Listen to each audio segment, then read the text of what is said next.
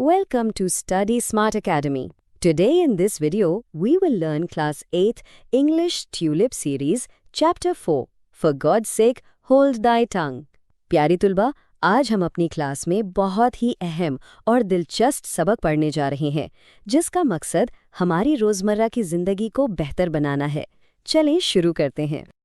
Before we begin, here is our agenda. We have 1. Introduction to the chapter, 2. Islamic teachings on backbiting, 3. Other religious teachings, 4. The rabbi's story, 5. Final lesson in prayer, and finally 6. Chapter glossary.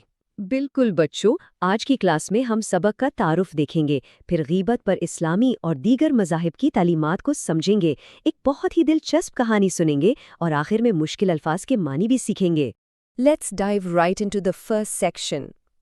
There are many evils prevalent among people which adversely affect their lives. प्यारे तलबा, इसका मतलब है कि हमारे मुआशरे में लोगों के दरमियान बहुत सी ऐसी बुराइयां राइज हैं जो उनकी जिंदगियों पर बहुत बुरा असर डालती हैं। Exactly.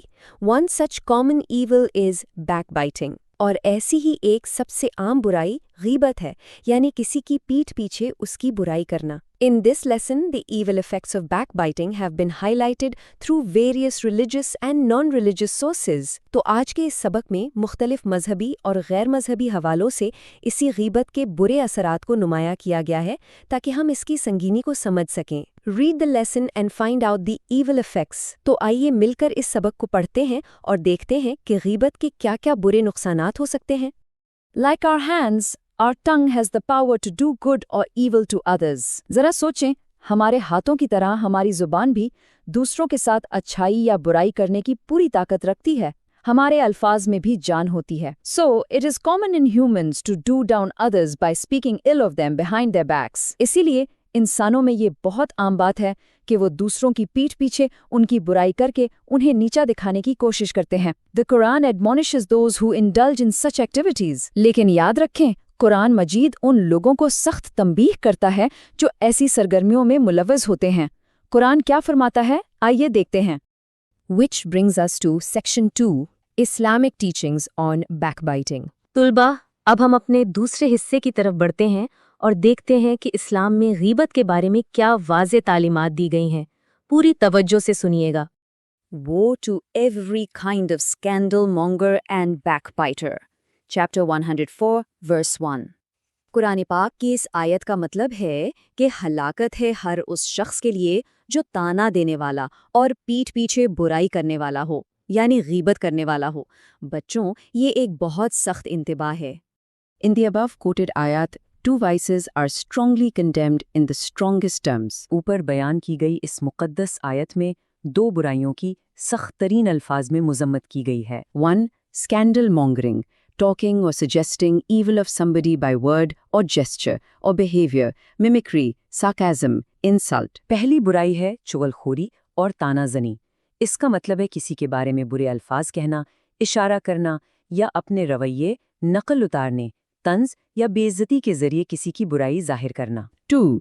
Belittling of character behind one's backs, even if whatever is said is true, provided the motive is evil. और दूसरी बुराई है किसी की पीठ पीछे उसके किरदार को नीचा दिखाना। यहाँ एक बात समझने वाली है कि चाहे जो बात आप कह रहे हैं वो सच ही क्यों ना हो, अगर ऐसा करने का मकसद बुरा है तो वो भी गीबत है। Further, the Prophet Muhammad sallallahu alaihi wasallam said that the similitude of a person who indulges in backbiting is to a man who has eaten the flesh of his dead brother, reported in Sahih Muslim. मजीद ये कि हमारे प्यारे नबी करीम सल्लल्लाहु अलैहि वसल्लम ने फरमाया कि जो शख्स गीबत करता है उसकी मिसाल उस आदमी की सी है जिसने अपने मुर्दा भाई का गोश्त खाया हो। ये हदीस सही मुस्लिम में बयान हुई है। बच्चों, इससे आप अंदाज़ा लगा सकते हैं कि गीबत करना कितनी घिनौनी हरकत है। Also, it is reported by Hazrat Ibn Hamid Raziyallahu anhu that he had once asked the beloved Prophet, peace be upon him, to give him a prayer for reciting. इसके अलावा हज़रत इब्ने हमीद रज़ियल्लाहु अन्हु से रिवायत है कि उन्होंने एक बार प्यारे नबी सल्लल्लाहु अलैहि वसल्लम से दरख्वास्त की कि उन्हें पढ़ने के लिए कोई दुआ सिखाएं। The Prophet, peace be upon him, caught hold of his hand and suggested this prayer. तो नबी करीम सल्लल्लाहु अलैहि वसल्लम ने मोहब्बत से उनका हाथ पकड़ा और ये दुआ तजवीज़ फरमाई। O Allah, I seek refuge in thee from the evil of ears, eyes, heart and tongue. Reported in Tirmizi. ए अल्लाह, मैं कानों, आँखों, दिल और ज़ुबान की बुराई से तेरी पनाह मांगता हूँ। ये दुआ जामे तिर्मिज़ी में मौजूद है। हमें भी ये दुआ रोज़ मांगनी चाहिए। Now let's see what other beliefs say in section 3, other religious teachings. However, it is not only Islam which denounces backbiting, but all the religions in the world also denounce it. बिल्कुल। याद रखें, सिर्फ इस्लाम ही नहीं जो गीबत की मजम्मत करता है, बल्कि दुनिया के तमाम मज़ाहिब इसे बुरा समझते हैं और इसकी सख्ती से मजम्मत करते हैं। For instance, the Bible says, मिसाल के तौर पर बाइबल में क्या लिखा है, सुनते हैं। For we all stumble in many ways. And if anyone does not stumble in what he says, he is a perfect man, able to bridle his whole body. James 3 verse 2. क्योंकि हम सब कई तरीकों से गलतियां करते हैं या लड़खड़ाते हैं, और अगर कोई शख्स अपनी बातों में नहीं लड़खड़ाता तो वो एक कामिल इंसान है जो अपने पूरे जिस्म को काबू में रखने यानी अपने जिस्म को लगाम देने के काबिल है। The Gita says, freedom from fear, purity of heart, perseverance in pursuit of knowledge, freedom from the habit of backbiting, compassion for all beings, freedom from avarice, are his who is born to godlike endowments.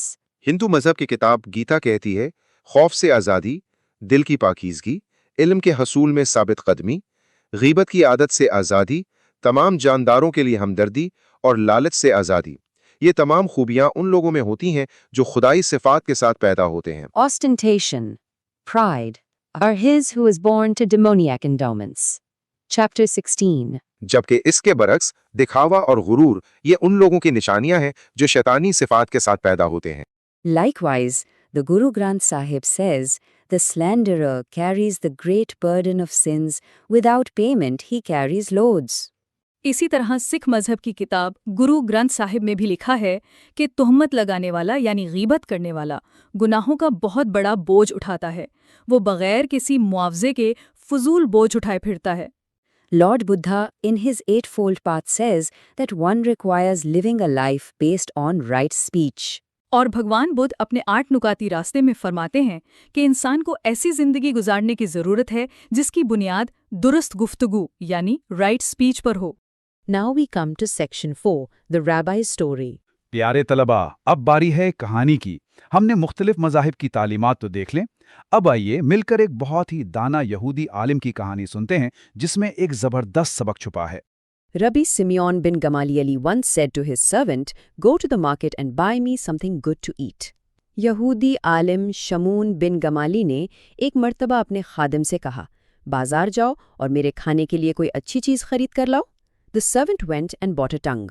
खादिम गया और उसने एक जुबान खरीद ली।